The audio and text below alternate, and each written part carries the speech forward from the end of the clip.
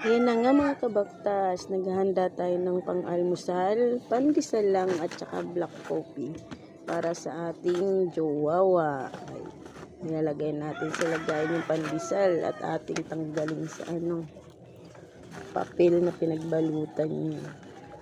Huwag na pong pansinin yung background ko kasi nandyan po banda yung aking jowawa na karito.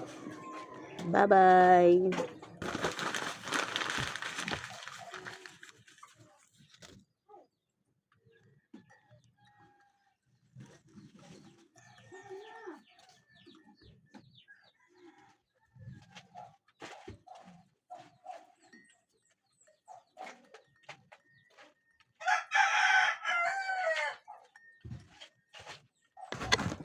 Ano ba ito?